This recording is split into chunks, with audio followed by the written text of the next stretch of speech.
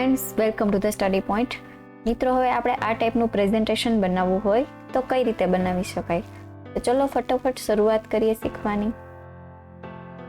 હવે સૌથી પહેલા આપણે ફાઇલ મેનુમાં ન્યૂ બ્લેન્ક પ્રેઝન્ટેશન લઈ લઈએ. લેઆઉટ છે એને બ્લેન્ક લઈ લઈએ અને 4 સ્લાઇડ લઈ લઈએ. બરાબર છે. હવે સ્લાઇડમાં રાઈટ ક્લિક કરીને ફોર્મેટ બેકગ્રાઉન્ડ. બરાબર છે. એની અંદર picture or texture field, insert from a file. From a ફાઇલની અંદર આપણે ઇમેજીસ લઈ લઈએ. અત્યારે બધામાં એક ઇમેજીસ લઈ લઈએ. Picture or texture from a file.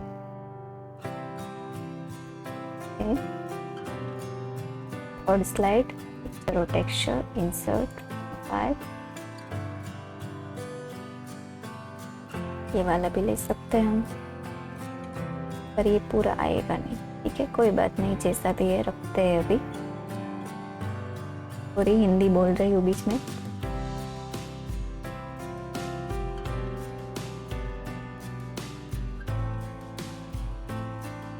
Okay, હવે જે પહેલો છે એ આપણે ફોટો ચેન્જ કરી લઈએ.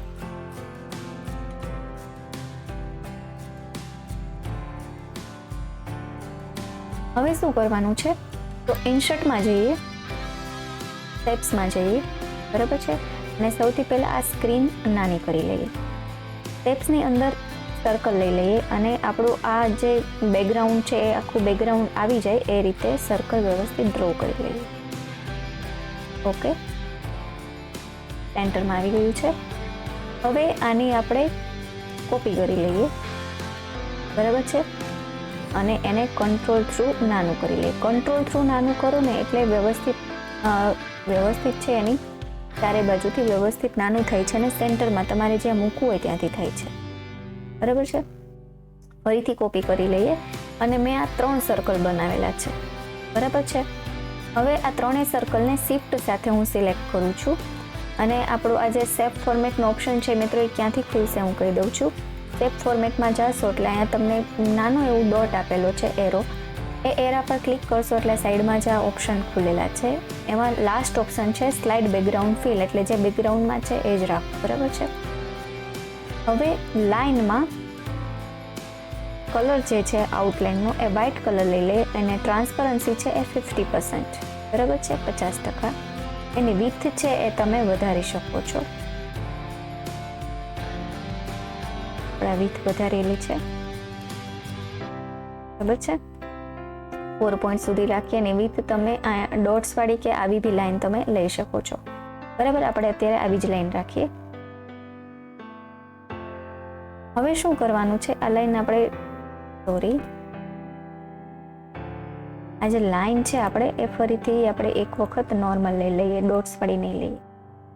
બરાબર. અને વિડ્થ છે એ બી આપણે 1 પોઈન્ટ જ રાખીએ, વધારે નહીં રાખીએ, નહીતર પછી એ દેખાશે થોડું.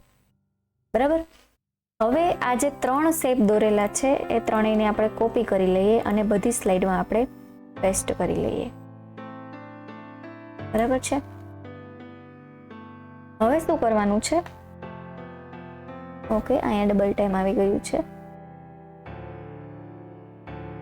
ઓકે, હવે શું કરવાનું છે, ફર્સ્ટ સ્લાઇડમાં ફરીથી જતા રહીએ અને આ જે તમારા શેપ તમે જે ડ્રો કરેલા છે એને કોઈ બી દિશામાં એને રોટેટ કરી દઈએ. બરાબર છે.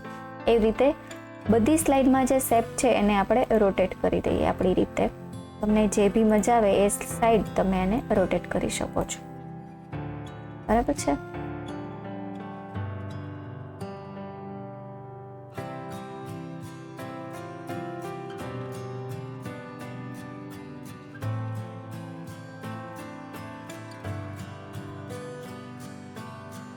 થઈ ગયું છે રોટેટ. હવે બધી જ સ્લાઇડને સિલેક્ટ કરી લઈએ. કંટ્રોલ A સાથે બી સિલેક્ટ કરી શકો છો, શિફ્ટ સાથે બી સિલેક્ટ કરી શકો છો. ટ્રાન્ઝિશન્સમાં જતા રહીએ અને મોર ટ્રાન્ઝિશન આપી દઈએ. બરાબર છે. હવે આપણે એને F5 કરીને પ્લે કરીને જોઈએ. બરાબર છે. તો જો તમે જોઈ શકો છો કે આપણી સ્લાઇડ છે એ આ રીતે દેખાય છે. મિત્રો, વચ્ચેનું સેન્ટર છે થોડું એવું મોટું થઈ ગયું છે, તમે એને થોડું નાનું બી રાખી શકો છો. તો આ રીતે છે તમે તમારું પ્રેઝન્ટેશન ઇઝીલી બનાવી શકો છો. આપણે જે વચ્ચેનું સેન્ટર છે ગોળ, એને આપણે નાનું જ કરી દઈએ બધી સ્લાઇડમાં. ઠીક છે. અને ફરીથી આપણે એક વખત જોઈ લઈએ. મિત્રો કંટ્રોલ કી પ્રેસ કરીને એને સાઇઝ છે હું ઘટાડું છું, તેથી વ્યવસ્થિત સેન્ટરમાં જ રહે. બરાબર છે. હવે પ્લે કરીને જોઈએ ફરીથી.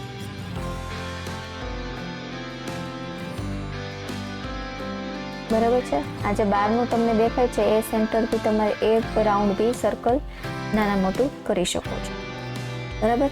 તો મિત્રો, તમને જો મારો આ વિડીયો ગમ્યો હોય તો મારી ચેનલને વધુને વધુ લાઇક, શેર અને સબસ્ક્રાઈબ કરજો. Thank you.